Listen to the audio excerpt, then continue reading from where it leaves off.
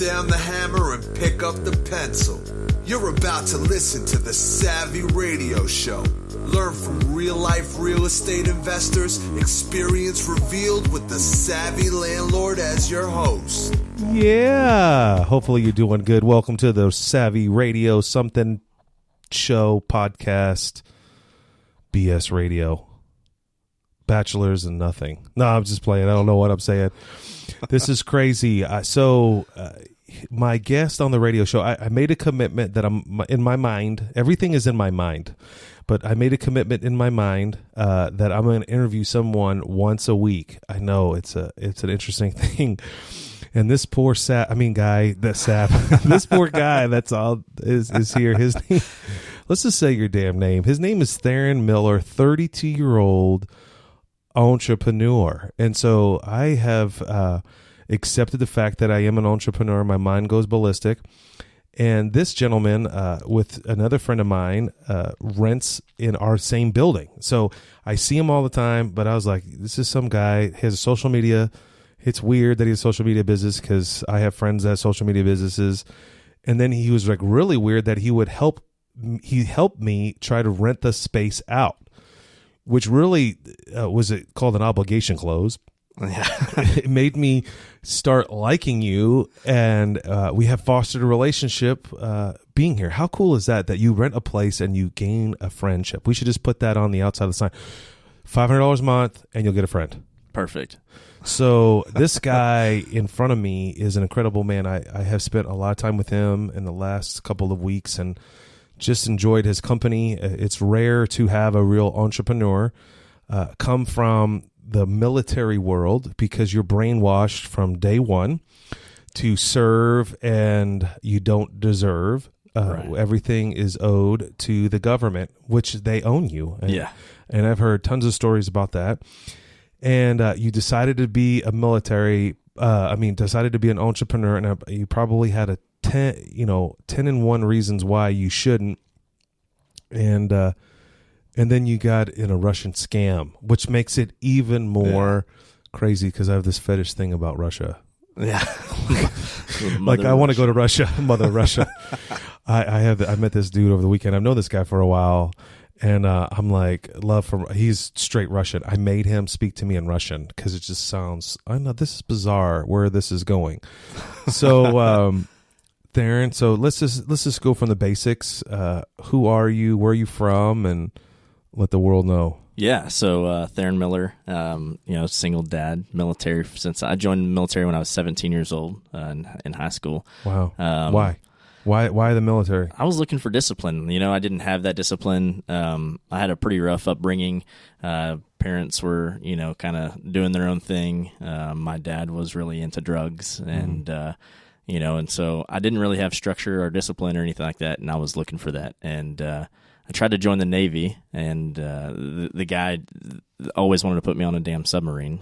So I was like, I don't want any part of that. And then a Army National Guard recruiter said, I'm going to help you finish high school. Cool. I said, did you drop out of high school? No, I didn't. But I was not doing good with grades, or I didn't have anybody there to like support me, make sure that I was homework and all that good stuff.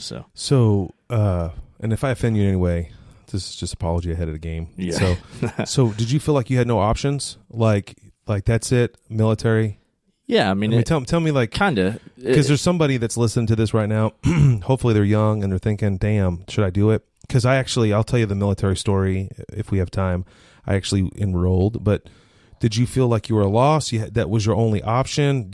Low self-esteem, you're not educated, you can't go to college. Tell me why in the world did you join at 17 years old the military? Yeah. During that time, I didn't have any direction from like any kind of my parents or anything like that. No male influence. Nothing like that. Okay, and so, at that point, I literally had somebody come in, which was the recruiter, came in and was like, "Hey, I'm going to help you out. I'm going to give you some direction. I'm going to support you. I'm going to make sure that you've got everything you need to so get through this male figure took you under his wing. Did he become a mentor, or was he like, or is he just trying to sign you up so he can make his quota? No. It was a whole lot more than that. Yeah, he really took me under his wing. In fact, I mean, there was plenty of times where he'd open up his office and let me stay the night in the armory. Wow. Because I was living out of my car for like 6 months in high school. So This is going to get great. Yeah. Because your whole man card just went up on me. Yeah. So not because you drive a cool little Jeep that's all tricked out. No, that's because I had everything I owned in the back of a Dodge Talon. So 17, searching, found the military. Yep. And you chose, what was your job or whatever it is? Yeah. Whatever MOS. So my man card just went up. It's about to go down. Oh. Were you a cook? You ready? Yeah. Are you serious? No joke. Are you a cook? I was. Yeah. Oh, so this is what happened. This is a crazy story. So, you don't know anything at 17, and I didn't know anything. I didn't have a male influence, right? And so the recruiter came in and he was like, "All right, man, we're going to make sure you pass. We're going to get you to where you need to be. Let's get you in here, test you." And I didn't score very high. Okay. I had like a few options. One was infantry. All right. Okay. Anybody can be an infantryman. Kill people. Yeah. But I didn't want to do that. I was like, I don't like that idea. So I had a few other options that I did not like, but one of them was cook. And so I remember, I'll never forget. I can't believe I said that. I just crushed you. I'll never forget this. I told you I apologize. Yeah, you're good. So he said, "Well, here's the deal. Cooks, they got it pretty good. You make good food. So this is a sales pitch. Your first sales pitch. First sales pitch. It's like they got hot, good food. Ovens. Oh yeah. Terrible men screaming at you that's not good. Okay, I get it. Right. So you have it good. You have it good. But then so he sold me two times. Once that was going to impact my civilian life, and one was going to impact my military life. So here's how he did this. So the way that he impacted the military life is he said, "Well, cooks get a lot of trigger time.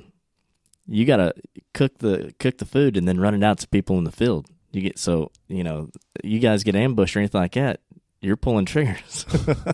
Okay. Like, all right, man, this sounds good. Logistics runs and running chow out to the field. I'm in. Chow. So that was it. I was like, all right. And so you were in. Then what was the second sales pitch? The second sales pitch, this right here. Every girl loves a guy who can cook. Ooh. I was like, oh, now that's sexy. I love how we're all motivated by, that's how I went to church for the first time. Hey, there's girls there. Okay. Yeah. So let me 30-second fun fact. VanCauwenbergh. I was in college, broke, going nowhere, not studious. So I decided to be in the military. So I joined and recruited to the Army, signed up, took the ASVAB, actually went and took the hotel and, was going to ship did the medical, passed the medical. They're like, okay, VanCauwenbergh, you're going to ship August 20-something. Great. So I went home to California for the summer, partied like nobody, worked at Domino's Pizza, and got back. I called up. I'm like, yo, I'm ready to ship out. I called the local California. No, ding dong, you have to go back to Oklahoma. And so I was like, okay. So I went back down to Oklahoma with a Greyhound, and they're like, oh, I'm sorry, man, your paperwork's messed up. It seems like this is a common thing. Very common.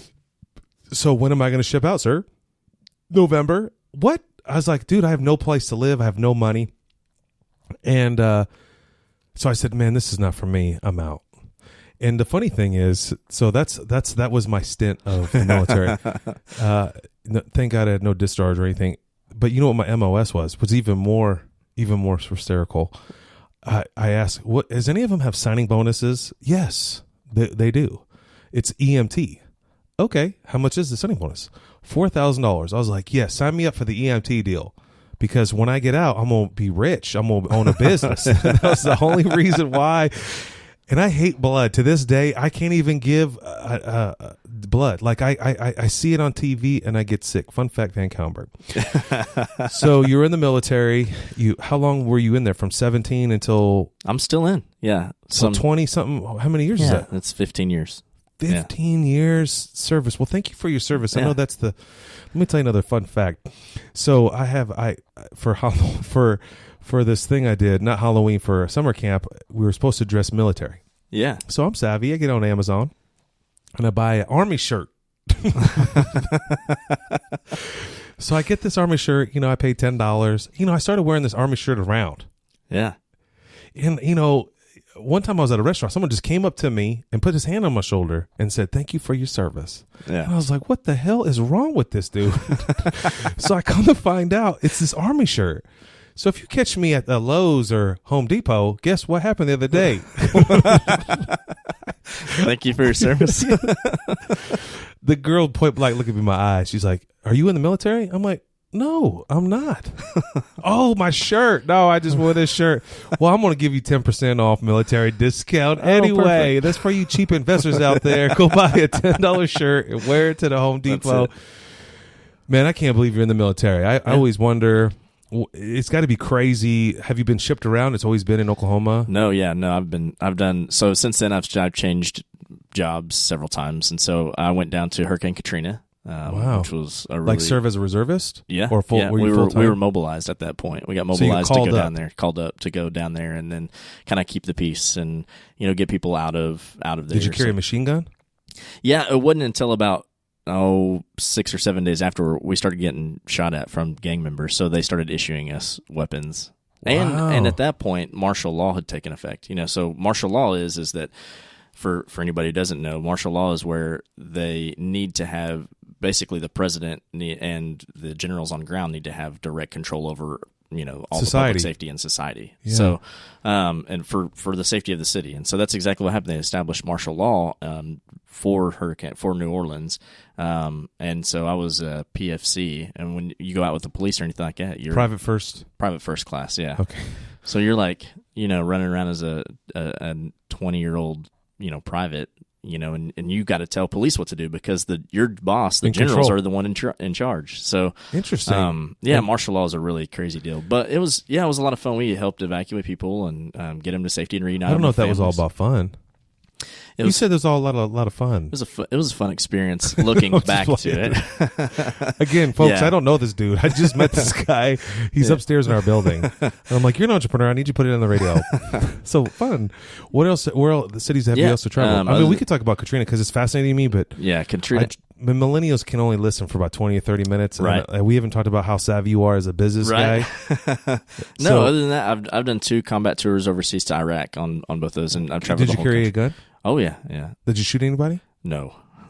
I'm do you so have thankful. PSD or whatever it's called? PTSD. Yeah, actually, I do. Believe it or not. Are you serious? Yes, oh shit, I do.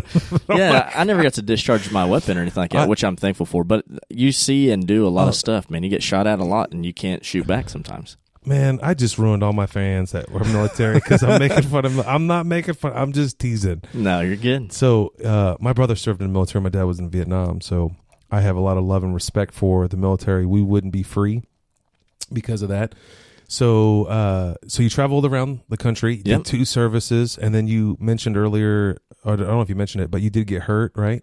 No, I didn't. I've got just PTSD from over there, and then just other like hearing loss from because I used to be artillery and helicopters and things like that flying around the country. I did that on both tours. You're so nice and humble. I would never knew. That you were like this military like ninja. Well, the difference is like I found a way. Like I came back and I was suffering really bad from PTSD, so I sought depression, depression. Yeah, not just depression, but I mean it's a whole like high anxiety. You're always on high alert, and you just think of you think of things way different in a very tactful way, and flashbacks and just nightmares. I still have nightmares, but it's just one of those things like you learn. I came back and. One of the things that I did was I jumped right into counseling. Like I knew stuff was bad for me overseas. So, I've just found a way to be resilient and, I still struggle with it, but I found a way to be resilient.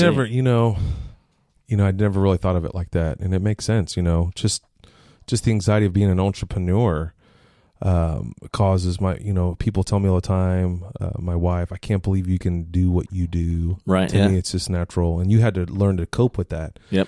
And let's talk about that for a few moments. How do you cope? And like, how did you get through that? Like to me, I would never know. I didn't even know you were in the military. Yeah. Okay. I mean, you do have a really cool Jeep with a bullet on it. Yeah. And if you want to come see it here at the Savvy headquarters. Yeah. But how'd you cope with that? Because it's has to help you in business. But going to counseling was number one. Smart man. I'm all about counseling. I've gone there myself many times. What else? The other thing is learning like what my trigger points were and what my trigger points are. That made you frustrated? That made me either frustrated or that really put me on, high anxiety, high alert. And so I learned what those were, and I know how to avoid them. And then were they words or they actions or both? Both. It's absolutely both. So you're telling me if we're going to lunch next time and someone pops off a gun, you're going to flip the table over and choke me? No. I mean, that's what I'm talking about is a trigger, right? Right. Yeah. It's stuff like I can't watch like war movies and things like that because it triggers nightmares and things like that. I agree with that. So one of the things that I do is and if I go into large crowds or anything, I don't like people behind me, and so just my anxiety goes, and I can't take it. I have to either position myself differently, and a lot of people have that. Law enforcement have that, probably more so than military, than reservists. I need to take it more serious. I do apologize if I offended anybody. I mean, I just teasing, but I can see. I mean, I shake if I don't have my phone nearby. Yeah. I mean, when you do something for so long or so dramatic, I can't imagine. So how was that? What made you? We'll get into that again about entrepreneur. What made you become an entrepreneur? How did you get to where you're at today? Of course, we're going to talk about your business because I'm excited about that. But what was so you're still in the military? You're not full time. You're a reservist. I was full time for a bit, and then I came back. And so how long did you serve? Give us some timeline. So whenever I joined, I joined the National Guard, so that's just a reservist type thing. But I went full-time Guard about 22 years old, so 22 to 31, and so that's all I did. I mean, we're deploying. We're a high deployment brigade, here in the state, and so I was just always gone, or always training up, or always going on different stuff, and so. And then I became an admin NCO and cool, all that good stuff. So then from that.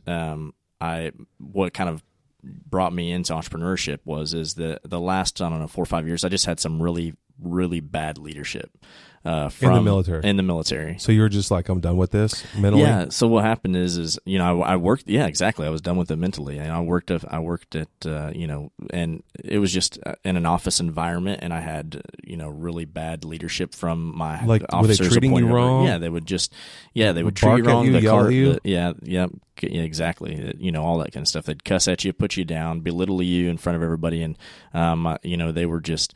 They didn't support a good work culture at all, and so at this time I'm going to school, obviously learning about organizational leadership and that kind of stuff. So I know what leadership looks like, and I've served in leadership roles in the military, and they didn't have my best interests, in heart. And so there was a few times where, they'd cuss at you or anything like that, and you just get to a point where you're like, look, this is I'm a grown man. You don't need to talk to me this way. You can ask me to do something and achieve the same result. You don't need to yell at me to get it done. So were you pissed off?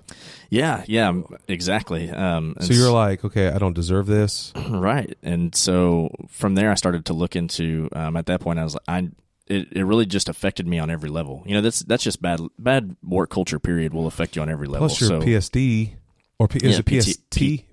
Let me write this down. PTSD. PTSD was you're still. I mean, that's a lifelong thing, right? Yeah, it is. Yeah, and so I'm assuming because it is. I have drama in my own life, and so it hinges up in certain environments. I never thought of it like a trigger, but I get it. No, it just so from there, man. It was just one of those things where. I just decided that I had enough, and it affected me on every single level. Like it affected my military career, it affected my personal life, it affected my relationships. It just because the work culture was so bad, I carried it home and I carried it everywhere. So I needed to start looking for something to do on the side that brought me fulfillment and enjoyment. So how did you dream about it? I mean, I mean, I'm assuming I'm not disrespectful, but I mean, you're in the military. Everything's been taken care of you. It's a different mindset. It's a fight or flight. Yep. Did you give yourself some gumption? Hey, I'm going to do this. I mean, were people negative? Did you say, hey, you came? It's like coming out of the closet. Hey, I'm gay. Everybody. I can't imagine they've living this certain way and then they're gay, which is fine. I mean, they've been gay the whole time. I mean, was there a transformation on that? I mean, there had to be some sort of fear. You're programmed. Yep.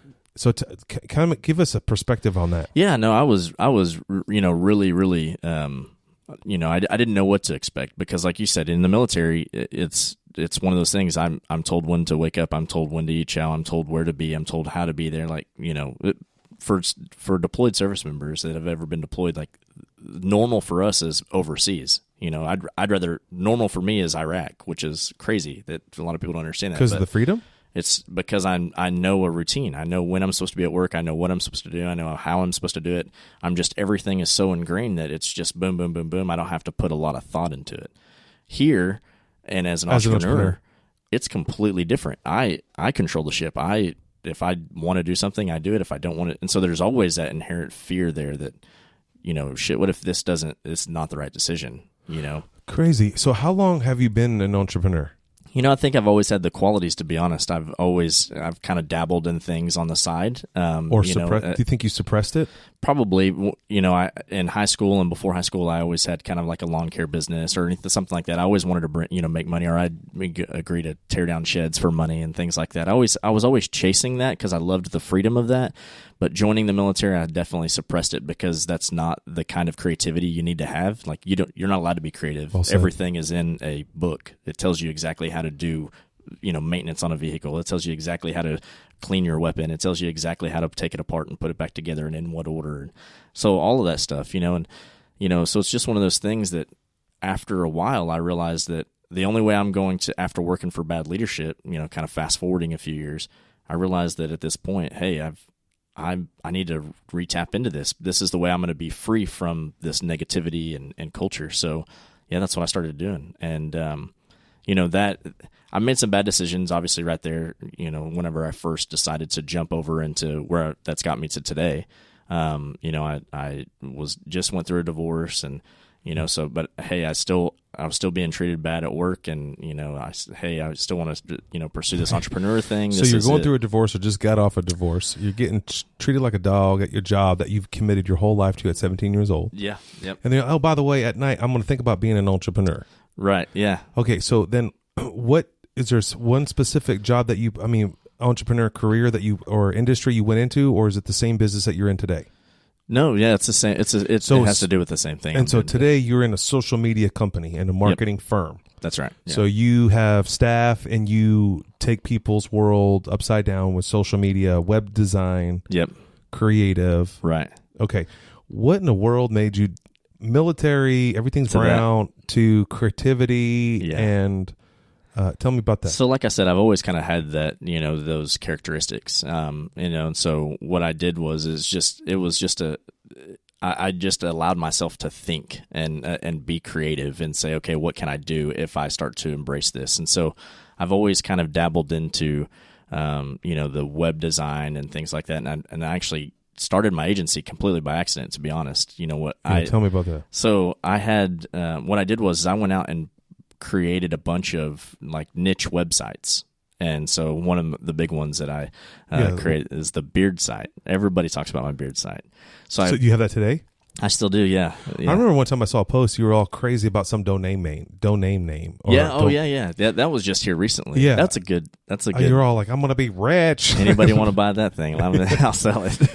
All right. So what's the name of your company? So the name of my company that I'm running now is Into Media. In the number 2 R Media, and what does that mean? Yeah, so into media, into R, what does that mean? Yeah, good question. So it actually stands for Niches to Riches. So yeah, cool. So here's kind of how that started. Whenever I was building those niche sites, I very was specific, teaching people trying to scale, like the 4-Hour Work Week. Have you read that book? Yes, actually, absolutely. Yeah. So similar to the 4-Hour Work Week philosophy. Yep. Okay. And so I started teaching people how to do kind of what I was doing, and that kind of grew, and then I started educating, and I realized quickly that everybody had their own kind of niche that they're in, but they just didn't know how to use social media or use, Google ads or use websites or use funnels or anything like that to drive business and make money from it. Awesome. And I did. So I started teaching them. I've taught people from all over the world. So I realized that, hey, you know what? Maybe I could charge you for this. And so next thing I knew, I started charging and made money. So I know there's got to be a self-esteem issue in there, because it's a hard, people pay me to coach them, and I always feel uncomfortable. I would do it for free anyway. Yeah. What was it like when you first started charging people? Were you nervous, and how'd you come up with that number? Like, what would you charge them? I mean, if I Oh may my ask. God, yeah. Well, my very first person I coached was $50 a month. Yeah, This is like 10 years ago, for real. So Maybe even longer. when I first started out, I was charging clients like $200 a month. Like, hey, let me create all your content. I'll post your content. I'll do it. Just let me get my feet wet. Right. Okay. So you're ambitious. Yeah. So I said, if I can't compete because I don't have a big name, one thing I can't compete on is price. That's awesome. So I went out and I hustled. I mean, I hustled and I got a bunch of clients to pay me. I think I had about 20 clients that were paying me $200 a month. Wow. And so that's $4,000. Yeah, that was a good amount of money. So that's above average of income. Right. In general. And it was a good side income out, from what I was that was a side hustle. Yeah. So you're still doing military full time? Yeah. Getting spit on. Yes. But I had that to look forward to, see. So at that point, was your driving force. That's exactly that right. got you rolling in that direction. Right. And there was some other things, some we haven't touched on just yet, which I know we're going to get into, but that's... Well, might have to have 2 episodes because we're at 25 minutes. Yeah. So right now I'm just spending a lot of time on, let's talk about risk. Yeah. And then I think we're going to have to do, you're so cool, I'm going to have to bring you back because I heard people don't listen, so we got about 5 minutes. I want to hear about the Russian scam. So we'll do that. We'll just make a separate episode on that. Is that cool? Yeah, that's good. If you get enough time. Yeah. I know you got so many clients. No. So let's talk about these other things. So you got this social media company, you got this staff. I see you guys up there buzzing around, and you locked up a really large customer not too long ago, a state agency. I don't want to give anyone any details, but I thought that was very me. Personally, I think that's an honor and a great thing that you need to put in your success book. If you don't have one of those, you need to do that. So you've done something that's very powerful, and I thought that's very cool, and I want to bring it up. It's called Digital Drink. Yes. And it's like this cutting edge online social media. What in the world is it? Digital Drink, and tell us about it, and maybe somebody wants to see it. Give us details on that. The Digital Drink is... one of the things that we did is we looked at what can we do to differentiate ourselves from our competitors and other agencies, right? Okay. And how can we be innovative and give back? So one of the things that we decided very early on was we're going to be different than our competitors by educating. So let's educate our market, let's educate our audiences, and give them all the tools that they need. I mean, essentially, if you listen to everything, we don't have to hire us. So that was the goal that we went after. We were like, look, my goal is let's just continue putting out great content. So Facebook came out with this deal a few years ago called Facebook Spaces, which is a VR world, really. Virtual reality, yeah. And so is it like Minecraft? No, it's really Fortnite? it's like it's kind of a weird deal. It's kind of hard to explain too. So virtual reality, but it's inside a virtual computer. reality inside Facebook. Yeah, so you literally can go live, and Facebook is a live stream, and interact with your audience and talk to them. And you guys are not even in the room. We're not even in the same room. In fact, we're in completely different places. Because you're at your house. Yeah, right. And he's at his house. He's at his place. Okay. And so what we do is you just go live, and we have a topic. We talk about something to do with digital and social media to grow your business every single week, and we go live and interact with people from all over the world. We have people in there from Australia, New Zealand, we've got people from the Philippines, all over the UK, here in the US. I wonder if I should do it for real estate. Is it possible? Is anyone can do it? Yeah, absolutely. All you do is buy the Oculus. So the barrier to entry was higher whenever we bought. What's and this an was Oculus? Just a year. So the Oculus, it was created by Facebook owns the Oculus. Of course they do. Yeah. So why would there be any other way? I think that. Is it like a headphones or? Yeah, it's like a headset. A mask? It's like a headset that you put on for your eyes, obviously. But then you have like, to be by their specific brand. Yeah, Oculus is the only one that does it. And then you have 2 controllers, and you essentially. That's how you move your hands, and that's how you move around and talk. And if you move your head, the head moves, and your mouth actually moves. It looks just like you because it's based off of your Facebook profile. So it looks just like me, bald head and everything. So it's just that was a risk that you took. What was behind that? Just to be different and at any cost, or the goal there was again going back to if we can put out a bunch of content, we will attract an audience. And if we can attract an audience, then we will create loyal brand followers and brand advocates for us. And if we can do that, then we will bring in business, whether it's through referrals or anything else like that. And so that's exactly what we've done. And in fact, it's already paid off for us. So, fantastic. it's just, that's what it's all about. I mean, okay. Well, we're going to wrap it up here. So first of all, a couple things, and then we'll, if it's cool with you, I'd love to have you back on whenever you can fit me in your little schedule. No, it's good. It's good. First of all, where's your company and how do I get there and how do I get the Digital Drink? And you have a podcast too. Yes. So company, how do I get to your website? I want to buy social media or I want you to manage my social media. Where do I go? So just go to as in November 2, the number 2, R is in Romeo. So n2rmedia.com is our website. Okay.